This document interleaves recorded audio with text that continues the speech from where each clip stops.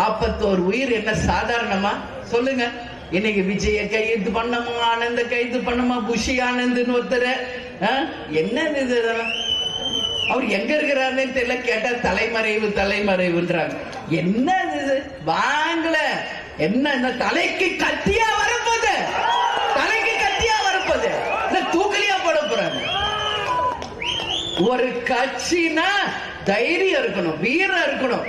நம்மளால ஒரு குடும்பத்துக்கு பாதிப்பாயிடுச்சுன்னா அங்க முதலால தலைவர் எப்படி நிப்பாரோ அந்த மாதிரி தேமுதிக எப்படி நிக்குமோ நிக்கணும். விஜய் குறித்த நேரத்தில் அங்க வரவே இல்லை. இது முதல் தவறு விஜய் செய்தது. ஏன் வரல? உங்களை பார்க்க காலையில 9 மணில இருந்து மக்கள் நிக்கிறாங்கல்ல, சாப்பிடாம தண்ணி குடிக்காம வெயில்ல குழந்தை குட்டிய தூக்கிட்டு பொம்பளை பிள்ளைங்க நிக்கிறாங்கல்ல ரோட்ல. அந்த பொறுப்பு உங்களுக்கு வேண்டாமா? நீங்க வீட்டுல இருந்து கிளம்புறதே தனி பிளைட்ல தான் வரீங்க. அதுவும் 11 மணிக்கு தான் வீட்டுல இருந்தே கிளம்புறாரு. அவன் தப்பு அது. இப்ப பாருங்க, 7 மணிக்கு நம்ம வருவோம்னா 7 மணிக்கு வந்து நிக்கும். அதான் தேமுதிக. நீங்க 3 மணிக்கு சொல்லுங்க, 3 மணிக்கு முதல் ஆள நம்ம வந்து நிப்போம் இல்லையா? கேப்டன் வந்து 155 படம் நடிச்சிருக்க. மேக்கப் போட்டு வித் காஸ்டியூமோட 9 மணிக்கு லொகேஷன்ல இருக்கணும்னா முதல் ஆள் ஹீரோவா கேப்டன் தான் நிப்பார்.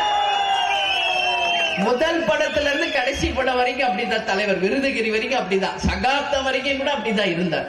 கடமை உணர்வு, நம்மளுக்காக ஒரு ப்ரொடியூசர், ஆர்டிஸ்ட், சினிமா எல்லாரும் வெயிட் பண்றாங்கன்ற உணர்வு. 5 நிமிஷம் லேட்டான முண்டிலன் பண்ணுவாரு வீட்டுல எல்லாரும். அது கேப்டன். அவரை பார்த்து பார்த்து பார்த்து பார்த்து எல்லாம் நம்ம இன்னைக்கு தலைவர்ல இருந்து தொண்டர் வரைக்கும் உருவாய். அப்ப இந்த கடமை உணர்வை தவற விட்டது விஜய். அதனால விஜய் இன்னைக்கு ஷூட்டிங் கரெக்டா போயிடுவார். அது எங்களுக்கு தெரியும். நான் தான் சொல்றேன், எங்க வீட்டு பையன் தான் அப்படின்னு. ஷூட்டிங் கரெக்டா போயிடுவார். ஆனா இப்பதானே அரசியலுக்கு வந்திருக்கிறார். இப்பதான் முதல்ல வெளியே வர்றாரு அவரு. இது வரைக்கும் அவரை மக்களும் பார்க்கல, அவரும் மக்களை பார்க்கல. சோ லேட்டா வந்தது முதல் தவறு. நான் ஏற்கனவே பேட்டியில கொடுத்த மாதிரி, நமக்கும் கட்சி ஆரம்பிச்சப்போ ஒரு காவல்துறை கூட சப்போர்ட் கிடையாது. நமக்கான உண்மையாக இருந்தவர்கள் யார்? நம் கழகத்தை சேர்ந்த நமது தொண்டர் படை. பெண்களுக்கும் ஆண்களுக்கும் நாம் உருவாக்கிய தொண்டர் படைதான் ஒவ்வொரு தொண்டனையும் பாதுகாத்திருக்கு இன்னைக்கு வரைக்கும். என் கூட வந்திருக்காங்க இன்னைக்கு 10 பேர் 20 பேர். அவங்க தான் நமக்கு பாதுகாப்பு. நீங்க எதுக்கு அரசாங்க காவல்துறையை நம்பி ஏன் போறீங்க விஜய்?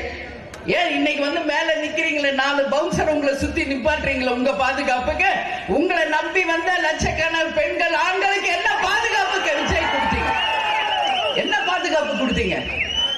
இன்னைக்கு ஒரு 10,000 பேர் இன்னைக்கு யூனிஃபார்ம் போட்டு நிக்க வைக்க வேண்டாமா? கயிறு கட்டி வந்து ஒழுங்குபடுத்த வேண்டாமா? இதோ நம்ம கேப்டன் ரதம் வருது பாருங்க.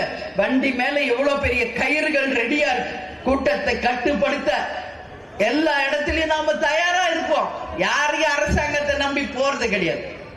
எதுக்கு வந்து கரூர்ல லைட் ஆஃப் பண்றீங்க? எதுக்கு ஆஃப் பண்றீங்க? அவ்வளவு ஜனம் இருக்குது. யார் சொல்லி லைட் ஆஃப் பண்ணப்பட்டது? இல்ல இல்ல நாங்க ஆஃப் பண்ணல, ஜெனரேட்டர் ஆஃப் பண்ற பொய். நாம பார்த்தோமா ட்ரோன் ஷாட்? அந்த இடம் தவிர சுத்தி முழுசும் இருட்டு. மொத்த கரண்ட் ஆஃப் பண்ணதுனாலதான் அந்த கூட்ட நெரிசல் உருவாச்சு. யார் எங்க போறோம் வரோம் தெரியாம அன்னைக்கு போய் விழுந்தாங்க. அதே மாதிரி இன்னைக்கு உங்களை நம்பி வர்றாங்களே தொண்டர்கள். விஜய், தண்ணி கொடுக்கணுமா இல்லையா? ஒரு சாப்பாடு அவங்களுக்கு தரணுமா இல்லையா? என்ன கொடுத்தீங்க? ஒண்ணும் இல்ல. இப்படி பண்ணா எப்படி? அதனாலதான் அவ்வளவு மயக்கம், அவ்வளவு பாதிப்பு. இது விஜய் பண்ண 3வது தப்பு. உன்னை நம்பி வந்தாங்களே, கொடு சாப்பாடு, கொடு தண்ணி, கொடு பாதுகாப்பு, கொடு. 4வது அவர் செய்த தவறு, பஸ்ஸுக்குள்ள உள்ள பூந்துக்கிறாரு. ஏதோ கூண்டுக்குள்ள பூந்துக்கிற மாதிரி ஒரு சின்ன கண்ணாடி அது வழியா அப்படி எட்டி பாக்குறாரு. என்ன ஓ மக்கள் தானே, உன்னைய தானே பார்க்க வந்திருக்காங்க, நில்ல மேல நில்ல ஒரு 4 மணி நேரம். என்ன போயிடும்? என்ன போயிடும்? என்ன பார்க்க 9 மணில இருந்து நிக்கிறாங்கல்ல ஜனம். ஒரு வாங்கல, அங்க ஸ்டார்டிங் பாயிண்ட்ல இருந்து நின்னுகிட்டு வாங்கல, மக்களை பார்த்து கையாற்றி கும்பிட்டுக்கிட்டே வாம.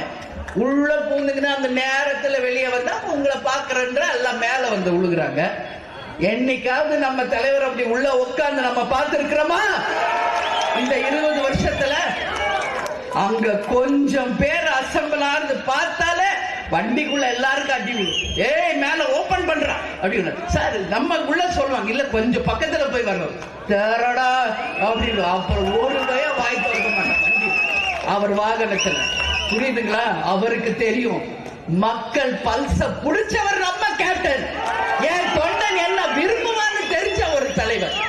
அந்த மக்கள் கூட்டம் ஆரம்பிக்கும் போதே மேல வந்துடுவார். அத்தனை பேரையும் பார்த்து கும்பிட்டு நீங்க கொடுக்கிற சால்வையை கழுத்துல போட்டு இப்படி பண்ணி முரசு கொட்டிக்கிட்டு அன்பா சிரிச்சுக்கிட்டு அப்படியே வருவார். சோ அந்த தலைவரை பார்த்துருவாங்க, அப்படியே ஹாப்பியா போயிடுவாங்க, நெருங்கிக்கிட்டே வரமாட்டாங்க. அப்படியே பக்கத்திலேயே வண்டி வந்தாலும் சத்தம் போடுவார், வராதிங்க திட்டுவார், இப்படி வரணும், இப்படி பாதுகாப்பா இருக்கணும். மின் கம்பத்துல ஏறினா சத்தம் போடுவார், இறக்குவார். இதெல்லாம் தலைவர் பண்ணது. ஏன் இன்னைக்கு எங்க அண்ணன் சொல்றீங்களே விஜய், அண்ணன் என்ன செஞ்சாரு முதல்ல கத்துக்கிட்டு பேசு விஜய், முதல்ல கத்துக்கிட்டு பேசு. வெறும் எங்க அண்ணா மட்டும் போதுமா தம்பி? சொல்லு தம்பி, தப்பு. உன்னை நம்பி வந்தவங்களை இப்படி நீ சாகடிச்சது மிகப்பெரிய தப்பு.